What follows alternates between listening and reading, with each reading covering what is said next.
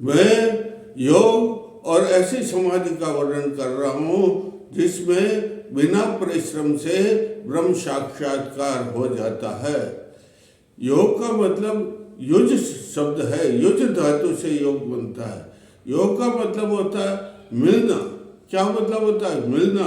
और मिलने से इसका अर्थ समाधि भी होता है। क्या होता है? समाधि भी होता है योग का मतलब। और इसका अभिष्ट की प्राप्ति के लिए, अपने अभिष्ट की प्राप्ति के लिए अंतःपूर्ण अंतःकरण का सब प्रयास करना। जितने भी क्रियाकलाप होते हैं अपने अभिष्ट की प्राप्ति के लिए, उसे योग कहते हैं। देखो, हम ये हमारी योग की धारा, ये समाधि लगाने की धारा, ये कुंडली जागरण का जो है प्रयास साधना, ये आज से नहीं है, ये हजारों वर्षों से भारत में चली आ रही है। ये हमारे कई ऋषि मुनि दृष्टा ब्रह्मनिष्ठ बन गए, जो है इन्होंने साधना की, उन्होंने कई प्रकार के ग्रंथों की रचना कर दी, 4 प्रकार के वेदों की रचना कर दी, उपनिषदों की 18 पुराणों की रचना कर दी, महाभारत। ऐसा मतलब इसमें ज्ञान हो जाता, विवेक ज्ञान जिसे कहते हैं, सर्वोच्च ज्ञान जिसमें हो जाता है, उसे समाधि क्या कहते हैं? उसे समाधि या योग कहते हैं।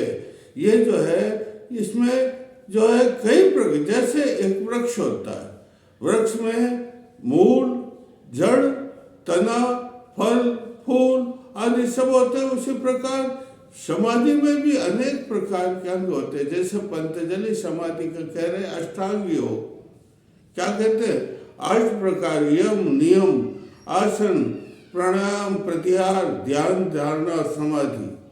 उसी प्रकार अन्य कई प्रकार की समाधि है भाई। एक पतंजलि का मतलब है तो है ही, वो हिरण्यगर्भ से पहले हिरण्यगर्भ हुए, उसके बाद में जो है ये शिवजी हुए, कृष्ण भगवान हुए, उन्होंने सबने समाधियों का वर्णन किया है। और समाधि और योग एक प्रकार का नहीं, हठ योग कहते हैं, जिसमें शरीर को मजबूत किया जाता है। अगर शरीर मजबूत होगा तो ही जो है ब्रह्म साधना की जा सकती है। मंत्र योग कहते हैं, मंत्रों से साधना कुंडली जागरण की जाती है। और इस प्रकार के अनेक योग है। उन योगों में जो है एक योग ऐसा भी है जिसमें कोई विशेष जो है प्रयत्न, कोशिश नहीं करनी पड़ती है। उसे उसके आदि संस्थापक है देवेंद्र चंद्र। कौन है? किसी भी योग के संस्थापक होते हैं। जैसे पतंजलि योग दर्शन, उसके संस्थापक पतंजलि। उसी प्रकार इस तारक योग, इस योग के जो है वो संस्थापक है देवेंद्र चंद्र। परिणामी प्रभु कौन है? परिणामी प्रभु ने इसका अन्वेषण किया। ये अद्भुत ज्ञान है, श्रेष्ठ ज्ञान जिसे कहते हैं, विवेक ख्याति से ऊपर, धर्मेद समाधि से ऊपर, ये अद्भुत ज्ञान है। इसलिए इसका आविष्कार, इसका विशेष ज्ञान प्रतिपादित किया, उनका इसका नाम है तारक योग। क्या नाम है? तारक योग। तारक समाधि, जिस प्रकार धर्मिक समाधि होती है, जिस प्रकार संप्रज्ञात समाधि होती, 4 प्रकार की संप्रज्ञात समाधि है नहीं, कौन कौन सी? वितर्क, विचारानंद, अस्मिता, ये 4 प्रकार की समाधि है। उसके बाद में असंप्रज्ञात समाधि आती है। उसी प्रकार इसमें तारक समाधि 4 प्रकार की समाधि है, वितर्क, विचारानंद और अस्मिता। उसी और इसके आगे की जो स्टेज है वो है ज्ञान, ज्ञाता और ज्ञेय। और सब जो है क्लेश मिट जाते हैं, जिसमें वृत्तियां सब नष्ट हो जाती है। ज्ञान, ज्ञाता और ज्ञेय एक हो जाते हैं। और इसको असंप्रज्ञात समाधि के अंतिम स्टेज जिसे कहते हैं परमांश है, पूर्ण समाधि जिसे कहते हैं, वो समाधि लग जाती है। उसी प्रकार ये तारक समाधि, कौन से समाधि? तारक समाधि का मतलब तारना। किससे तारना? भवसागर से तारना। ये 84 लाख योनियां है, इनको समाप्त करके ये भवसागर, इससे तारने वाली जो समाधि है उसका नाम है तारक समाधि। क्या नाम है? तारक समाधि। ये तारक समाधि कैसे, मैं आपको बता देता हूँ। अपने आप प्रभुत्व स्थापित हो जाता है, जन्मजात, पूर्व जन्मों के कर्म से समझ लिया, कर्म जात समझ रहे, अपने आप ऐसी योग्यता, ऐसी प्रतिभा, ऐसी दिव्यता साधक में उत्पन्न हो जाती है कि वो जो है भवसागर से तरने की दूसरी विधियों से शीघ्र ही, दूसरी विधियों में तो धीरे धीरे धीरे धीरे ज्ञान होता है और बहुत परिश्रम करना पड़ता है, लेकिन इसमें किसी प्रकार का बहुत परिश्रम नहीं करना पड़ता है और शीघ्र ही ये समाधि जो है, शीघ्र ही समाधि का ज्ञान हो जाता है। इसलिए इसे तारक समाधि कहते हैं। कैसे? जैसे यह एक दीपक है और दूसरे दीपक रख दिए पास में, दीपक एक जल गया और जला करके उसकी ज्योति दूसरे से टच करते, तीसरे से टच करते, दो से टच, तो सब एक साथ प्रकाशित हो जा। दीपक तो एक था, लेकिन उस एक दीपक ने क्या कर दिया? सब दीपकों को जला दिया है। तो ऐसे ही ऐसी प्रतिभा अपने आप, कैसे अपने आप जो है तारक साधक के अंदर उत्पन्न हो जाती है कि वो दीपक की तरह उसके पास में बैठे हुए उससे ज्ञान लेने वाले सब साधकों में वह जो है योग्यता पैदा कर देता है कि उसमें तारक समाधि लग जाती, तारतम्य होता है। क्या होता है? कोई श्रम नहीं करना पड़ता है, तर जाता भवसागर से।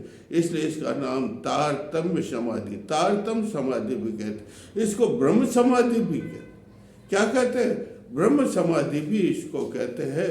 देखो पतंजलि ने भी लिखता है कि भाई ये समाधि ऐसी है कि इसमें विवेक ज्ञान उत्पन्न हो जाए, और जब विवेक ज्ञान उत्पन्न हो जाता है, सर्व विषय का प्रकाश अपने आप ज्ञान हो जाता है। और विशेष ज्ञान, कैसा ज्ञान? विशेष ज्ञान ऐसे उत्पन्न हो जाता है, अन्य ज्ञान की आवश्यकता नहीं। और उस विशेष ज्ञान से साधक किससे मिल जाता है? ब्रह्म साक्षात्कार। किससे? ब्रह्म साक्षात्कार। वह ब्रह्मवत्तः ब्रह्मेव ब्रह्मवितः, वह ब्रह्म की तरह, किसकी तरह? ब्रह्म की तरह बन जाता है और ब्रह्म ज्ञानी बन जाता है और इस संसार में निर्भय होकर के विचरण करता है और अपने साधकों को भी ज्ञान देता है। तो ये जो है कैसा है? गुरु पारस गुरु चंदन। देखो भाई ये इसमें मंत्र है, उस मंत्र से जो है सिद्धि प्राप्त होती है, वो है गुरु मंत्र। क्यों? कौन से मंत्र है? गुरु।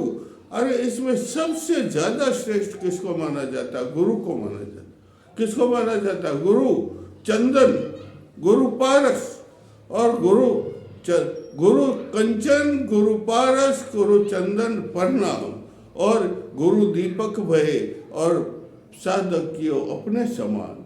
देखो गुरु तो दीपक है और गुरु ही पारस है। पारस पत्थर होता है जिसको लोहे से भी स्पर्श कर देते तो लोहा भी क्या बन जाता है? कंचन बन जाता है।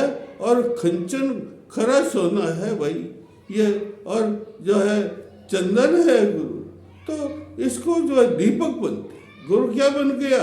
दीपक बन गया और दीपक बन करके अपने शिष्य को, अपने साधक को, साधना करने वाले को अपने समान, किसके सब? ये इसकी विशेषता, इसकी विशेषता यह है कि गुरु शिष्य को बिना श्रम के, बिना साधना के अपने समान बना देता है और अपने समान ब्रह्मवित बना देता है। गुरुश्वर तारक ब्रह्म निश्चितम। अरे गुरु तो ईश्वर है। क्या है? ईश्वर रूप है। गुरु ईश्वर रूप है और वह ब्रह्म विद्या, कौन सी विद्या? और अपने शिष्य को ब्रह्म विद्या दे करके ब्रह्म रूप बना देता है, संसार में विचरण करता है निर्भय होकर के। ऐसी विद्या है भाई। तो इसमें प्रेम विद्या है। कौन सी विद्या है? प्रेम की विद्या। इसका गुण साधन करने का प्रेम होना चाहिए। क्या होना चाहिए? प्रेम दबाव से नहीं, आकर्षण है। प्रेम में भयंकरता नहीं, तल्लीनता है। प्रेम में नैराश्य नहीं, आशा है। ऐसा प्रेम जो शुद्ध प्रेम जिसे कहते हैं, विशुद्ध प्रेम होता होता है उसको ये तारीख जो है समाधि शीघ्र ही लग जाती है।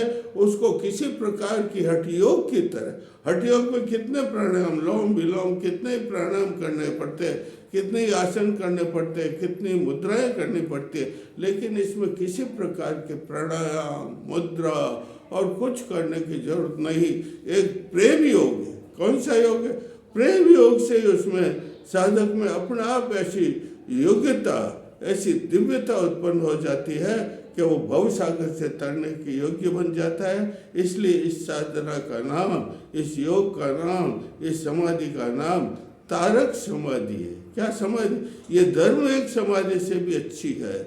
और दूसरी जितनी भी समाधि है, कितने भी प्रकार के हठ योग वगैरह, मंत्र योग वगैरह, बुद्धि योग वगैरह, जितने भी योग है, जितने भी समाधि, उन सबसे श्रेष्ठ ये कि इसमें ज़्यादा मेहनत नहीं करनी पड़ती। केवल एक ही प्रेम, सच्चा प्रेम, दिखावटी नहीं। दिखावटी प्रेम से ये जो तारक समाधि नहीं लगती है, सच्चा प्रेम इसमें लगाना पड़ता है। सच्चा प्रेम से ये समाधि लग जाती है। इसलिए मैं साधकों को कहता हूँ कि भाई आप भी सच्चा प्रेम करो, भय मत रखो, निर्भय होकर के, और ब्रह्म में ब्रह्मविद, ब्रह्म के समान बन जाओ। गुरु को ईश्वर मानो, और उसके वो आपको तारक विद्या सिखा देगा। और ऐसी विद्या जिससे आप निर्भय होकर के ब्रह्म साक्षात्कार बन जाते हो। इस शरीर को आवरण जो है, यह शरीर का आवरण है अंधेरा, वो सब अंधेरा इस विद्या से हट जाता है।